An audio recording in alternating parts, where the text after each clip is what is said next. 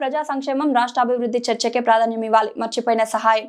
వైఎస్ఆర్ గారు ఇచ్చిన గౌరవం సహాయాన్ని మర్చి వ్యక్తిగత దాడులు చేస్తున్నారు. సినీ రంగం చిరంజీవి గారు.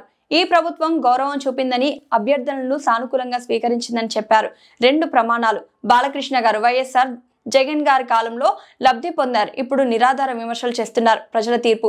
తెరపై స్టార్ వారు. ప్రజా జీవితంలో సూపర్ స్టార్ జగన్ గారు సేవలతో ప్రజల హృదయాలను గెలుచుకున్నారు. అసెంబ్లీలో ప్రజా సంక్షేమం రాష్ట్ర అభివృద్ధి చర్చకే ప్రాధాన్యం ఇవ్వాలి.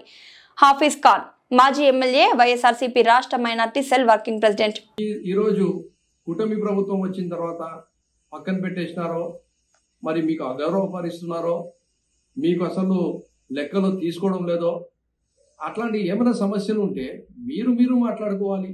కానీ సంబంధం లేని విషయంలో జగన్మోహన్ రెడ్డి గారికి కించపరిచే విధంగా మాట్లాడితే మాత్రం వైఎస్ఆర్ కాంగ్రెస్ పార్టీ నాయకులు ఉండని, రాజశేఖర రెడ్డి గారి అభిమానులు ఉండని ఎవరు కూడా జీర్ణించుకోలేరు. దాన్ని సహించమని చెప్పి కూడా మీకు క్లారిటీగా చెప్తున్నాం.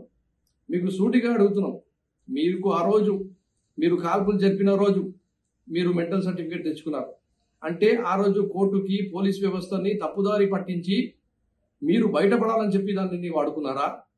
లేదు అది కరెక్ట్ ఉంది అంటే ఈరోజు మీరు మాట్లాడే మాటలకి ఏమైనా విలువ ఉంటుందా? ఈ రెండింటికి సమాధానం మీరే చెప్పాలా. అది కూడా మాకు ఇవన్నీ మాటలు మాకు మాట్లాడాలంటే కూడా బాధాకరంగా ఉంది మీ గురించి. ఎందుకంటే మీరు ఎన్టీ రామారావు గారి కొడుకు కాబట్టి మీ పైన ఎక్కడో చోట ఒక అభిమానం ఉంది.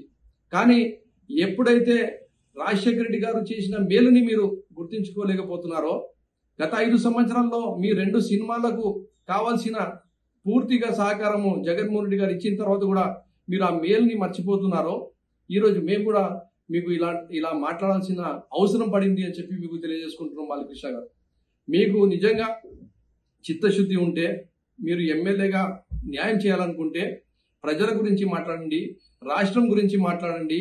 కానీ ఇట్లాంటి చిల్లర వ్యవహారాలు మాట్లాడొద్దండి. మీకు ఎంత ప్రేమ ఉంది చిరంజీవి గారి పైన, వాళ్ళ కుటుంబం పైన అనేది అనేక సందర్భాల్లో మేము చూసినాం. మీకు ఒకవేళ చిరంజీవి గారిని కించపరచాలంటే ఈరోజు కొత్త కాదు. మీకు నిన్న మీరు స్పీచ్లు కూడా జగన్మోహన్ రెడ్డి గారి గురించి ఎంత మాట్లాడినారో చిరంజీవి గారి గురించి కూడా అంతే మాట్లాడినారు. దానిపైన చర్చ జరగడం లేదు. పవన్ కళ్యాణ్ గారు ఏమి స్పందించడం లేదు. అది మీ విషయం. మీరు ఈరోజు కుటుంబంలో ఉన్నారు కాబట్టి. కానీ ఈ సందర్భంలో మాకు ప్రజలకు తెలిసింది ఒకటి ఏమి అంటే, చిరంజీవి గారు క్లారిటీగా చెప్పారు, నాకు అవమానం జరగలేదు, నాకు చాలా ప్రేమగా, చాలా మర్యాదపూర్వకంగా లంచ్ పెట్టి మరి మాట్లాడుకుందామని చెప్పి జగన్మోహన్ రెడ్డి గారు చెప్పారు. సినిమా టికెట్లు రేట్లు పెంచాలంటే ఒప్పుకున్నారు, మాకు ఎంతో హుందాగా చూసుకున్నారని చెప్పి ఈరోజు ఆయన చెప్పడం జరుగుతుంది. మీరా మాట్లాడేది జగన్మోహన్ రెడ్డి గారి గురించి? మీరు ఏం సాధించినారని చెప్పి.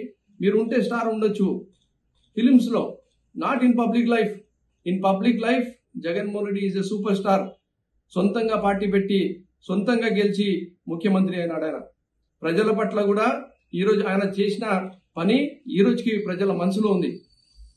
ఈరోజు డైరెక్ట్ బెనిఫిషియరీ ట్రాన్స్ఫర్ ఉండని, చదువులో నాడు నేడులో ఉండని, ఇంగ్లీష్ మీడియం తీసుకొని రావడంలో ఉండని, ఫీజు రింబర్స్మెంట్ చేయడంలో ఉండని, ఆరోగ్యశ్రీని మరీ జీవం పోయడంలో ఉండని, అంబులెన్స్ 108 అంబులెన్స్ తీసుకొని రావడంలో ఉండని, ఇట్లా చెప్పుకుంటూ పోతే ఒక చరిత్ర 5 సంవత్సరాల్లో సృష్టించినాడు.